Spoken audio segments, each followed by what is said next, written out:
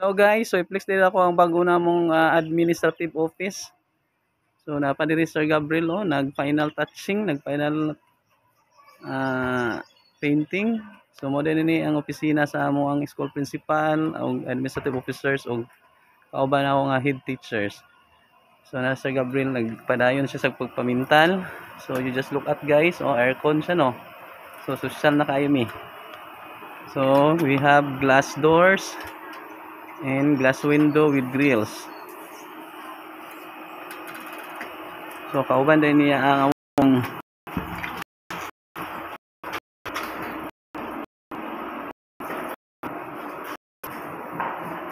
so manila siya itura sa office.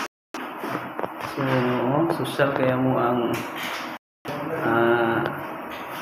right sa ceiling.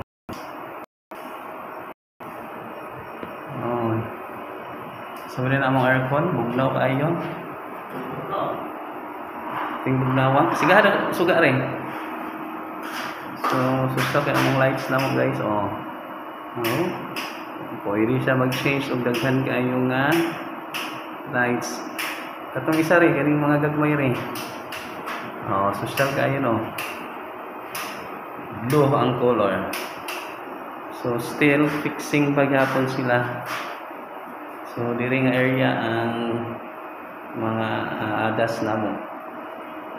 So complete outlets na po siya guys. Then ito po yung principal's office. Ito po yung table ng principal namin, si Ma'am Merly. Ito po yung aming bookkeeper. Ito yung table namin ng adas namin, pero wala po siya ngayon. So just look at no. So need to fix pa everything.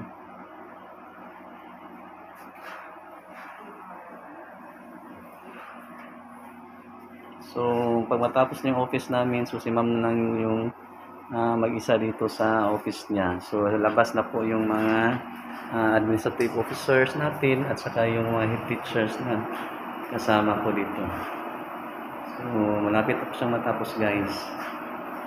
So yung sahig pala ang ilalagay nito ay floor mat muna temporary.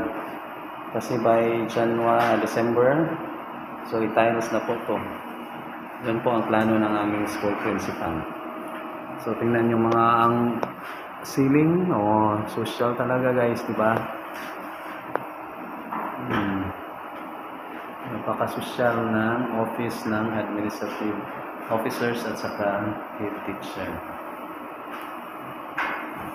So working na po yung aircon natin.